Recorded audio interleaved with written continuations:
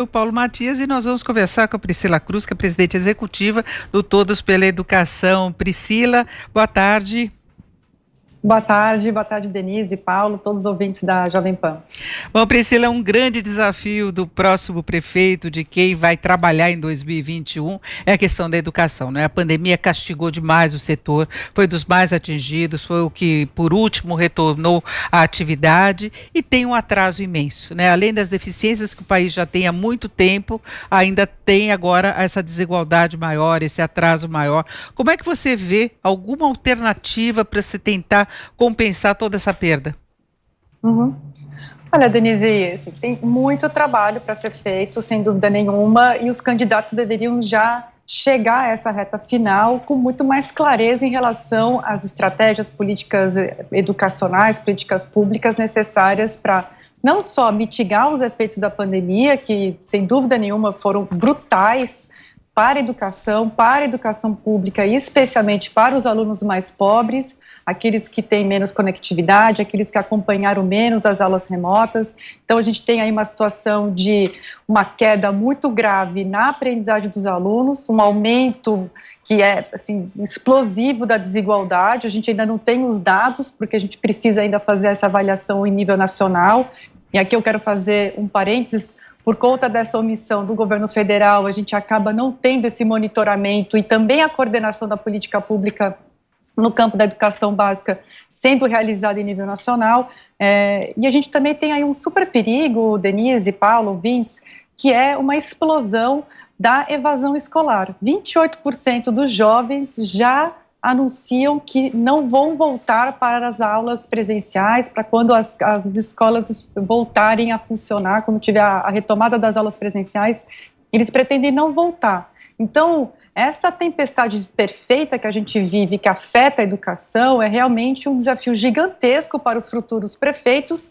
E quando a gente analisa tanto os programas de governo, mas também as falas, as equipes, aquilo que eles vêm preparando para a educação, caso eleitos, é muito insuficiente. Então, a gente vai precisar aí cobrar bastante, apoiar também, mas ter uma demanda muito forte por parte da sociedade para que eles resolvam problemas enormes e que são inéditos na história da educação brasileira.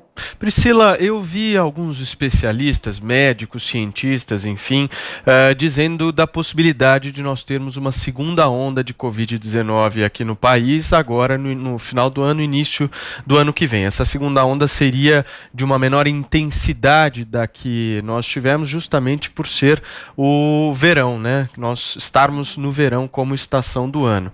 Só que eu tenho uma dúvida que eu gostaria que você pudesse me esclarecer. Como é que fica a educação se caso essa segunda onda seja confirmada? Perfeito, Paulo. Olha, a previsão é que a gente ainda continue com o ensino remoto ou o ensino híbrido, que é a mescla do remoto com o presencial, ao longo de todo o primeiro semestre de 2021. Né? Essa modalidade, essa forma de garantir a aprendizagem dos alunos exige uma série de processos novos, protocolos, ações e políticas públicas inéditas. Então, os futuros prefeitos e prefeitas precisam ter muita clareza em relação a esses caminhos que são mais de curto prazo.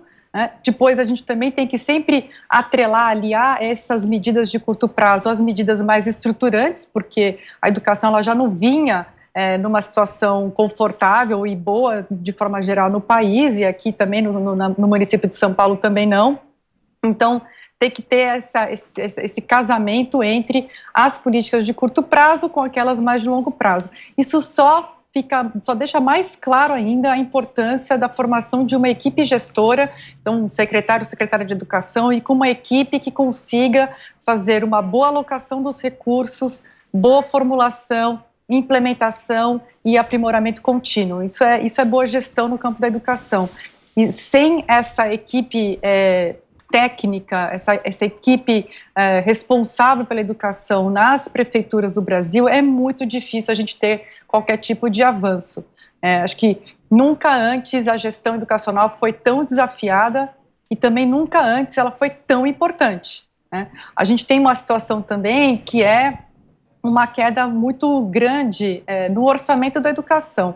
Para os municípios brasileiros, a gente vai verificar no ano que vem uma queda de 32 bilhões de reais que vão sumir das secretarias municipais de educação. Então, mesmo com a aprovação do Fundeb, que foi uma vitória muito importante e que privilegia os municípios mais pobres, a questão é que a gente vai ter uma queda geral dos orçamentos na educação. Então, esse é o grande desafio. A gente vai ter políticas inéditas, políticas que vão exigir mais recursos. Também a gente não pode deixar de olhar para a primeira infância, para a alfabetização, para a garantia da aprendizagem dos alunos, isso independentemente da pandemia. Então, o que a gente tem aí é uma situação de extremo estresse dentro da secretaria, em que a gestão vai ser ainda mais importante. Agora, Priscila, levando-se em conta essa possibilidade de uma segunda onda que o Paulo citou, e mesmo que isso não ocorra, a gente sabe que a vacinação vai demorar. Então, vai ter de se lidar com essa situação por mais tempo, primeiro semestre pelo menos. Você acha que o caminho é já se pensar nesse ensino à distância, que pode ser uma condição permanente, talvez, para o próximo ano, a fortalecer, porque a gente até vê os candidatos, todos eles falando muito, distribuir tablets e vamos fazer... Falta planejamento, na verdade, né? É muito fácil você falar, agora na prática, para fazer isso funcionar com as precariedades que a gente tem no país e mesmo no estado mais rico como São Paulo, é muito complicado. Só né? fazendo um complemento nessa fala da Denise, e me preocupa demais, Priscila, e gostaria muito de saber a sua opinião a respeito, como é que fica a primeira infância, né, nesse processo? Principalmente aqueles que, independente se tiver um computador na frente ou não, né, Denise, também. Não faz muita diferença, porque o convívio é que faz a diferença. Como é que fica isso, Priscila? Exatamente, vocês têm toda a razão. A questão é fazer um planejamento para uma situação completamente diferente, né? Então, eu vou começar pela pergunta do Paulo, depois eu respondo a sua, Denise. Paulo, olha, na primeira infância não tem, assim, o ensino remoto ele já é muito insuficiente em qualquer etapa, mesmo lá no ensino médio, não dá nem para comparar o rendimento dos alunos no ensino remoto versus no ensino presencial. Não tem a menor dúvida, a gente tem aí uma queda natural só pela diferença desse ensino, né? Pela forma diferente como ele é garantido para as crianças e jovens. Na educação infantil, isso é notadamente mais grave, né? A criança, e aí sempre lembrando, 90% das conexões cerebrais são formadas dos 0 aos 3 anos.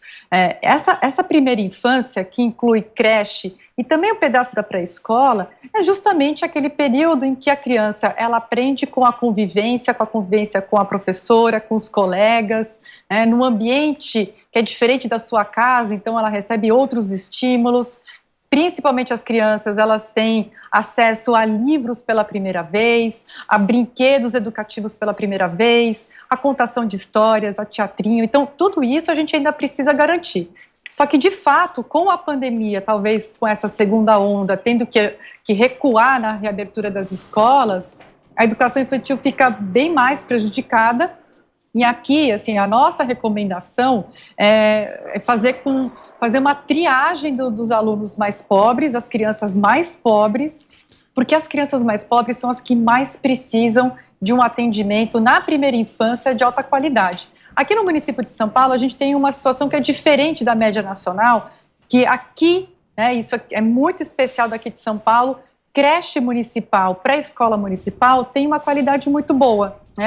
De novo, repetindo, é diferente, a gente tem uma situação geral da primeira infância, creche, pré-escola no país muito ruim, mas São Paulo tem uma tradição de oferta de alta qualidade na primeira infância.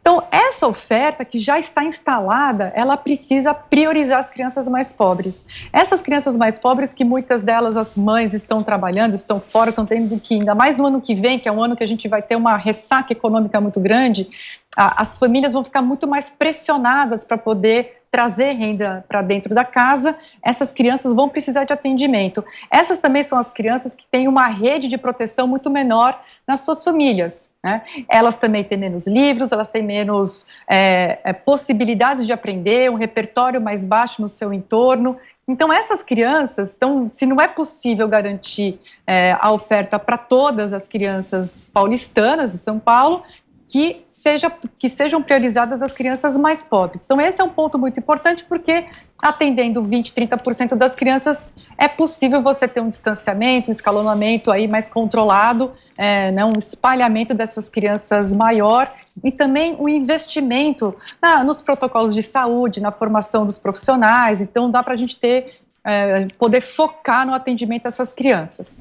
Não é o ideal seria que todas as crianças tivessem esse atendimento, mas nessa situação de gravíssima crise, a melhor conduta do poder público é priorizar as crianças mais pobres. Agora, do outro lado, Denise... Oi, fala. Não, pode prosseguir, desculpa. Não, para o outro lado, a gente vai ter também nas outras etapas, e aqui eu digo a etapa que me preocupa muito, para além da primeira infância, que é a alfabetização. As crianças que estão no primeiro e segundo anos, agora nesse ano, são crianças muito prejudicadas. A alfabetização, a gente já tem aí uma evidência gigantesca no Brasil, isso é muito claro, a gente tem 55% de crianças não alfabetizadas com 8 e 9 anos de idade aqui no país, que é uma situação completamente anormal quando a gente olha para a situação mundial. É o berço da desigualdade, é o berço da dificuldade que o Brasil tem em garantir a aprendizagem para todos os alunos em toda a sua trajetória escolar, está lá no começo, que é na alfabetização. Então, essas crianças que estão perdendo esse momento, e esse é um momento que também, de novo, a professora, eu falo professora porque a larga maioria são mulheres, as professoras, elas são fundamentais, aquela atenção, pegar na mão, sentar do lado, corrigir junto com o aluno, fazer com que ele entenda quando ele está espelhando uma letra, ou quando ele está com dificuldade de pontuação. Isso tudo é muito importante acontecer com a presença dos professores. E aqui, de novo, outras estratégias diferentes, inéditas, porque não é só no Brasil, e aqui, Denise e Paulo, eu venho acompanhando a política educacional de vários países da OCDE, países muito mais ricos, desenvolvidos, estão no patamar muito acima do Brasil na educação. Tanto a primeira infância quanto a alfabetização têm sido desafios que todos os países do mundo estão encontrando imensas dificuldades, imensas dificuldades. O que vai ter que acontecer, e isso é muito, muito importante, é que essas crianças, essa microgeração, a geração que está na educação infantil e na alfabetização, eles, em tese, e assim, num cenário ideal, eles precisariam receber uma atenção muito maior daqui para frente. E o trabalho de reforço e recuperação precisa ser conduzido de forma muito cuidadosa, sem que a criança ache que ela tem algum tipo de fracasso, ou que ela não está aprendendo porque ela é fracassada. Mas não, na verdade o sistema fracassou com ela, e a gente precisa garantir essa aprendizagem, principalmente para essa coorte, assim, para esse grupo de alunos, a atenção precisa ser enorme. Os outros alunos também vão sofrer demais, também tem o caso do ensino médio, mas ensino médio é atribuição dos estados, são outras estratégias, a questão da evasão escolar preocupa muito mais, mas essas crianças menores, elas de fato terão, e acho que a gente tem que falar com todas as letras, não dá para a gente dourar a pílula, essa geração terá enormes dificuldades lá para frente, enormes dificuldades. Então, o poder público precisa readaptar, mudar a sua forma de formular e implementar as políticas públicas para poder recuperar, e recuperar de um jeito que seja sustentável, que elas se sintam fortalecidas no sistema educacional, que elas se sintam parte do sucesso e não parte do fracasso.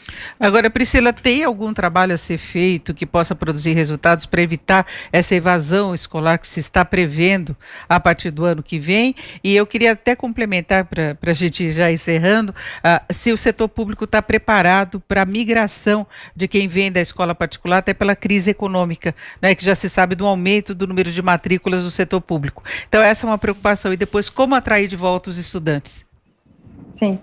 Olha, as redes estaduais estão se preparando bastante para receber essas matrículas da rede privada, Já existem alguns estudos dimensionando essa nova demanda, e as redes estaduais já estão se preparando. As redes municipais, bem menos, A gente tem, de fato, no Brasil, uma assimetria grande entre a capacidade de gestão dos estados e dos municípios no campo da educação.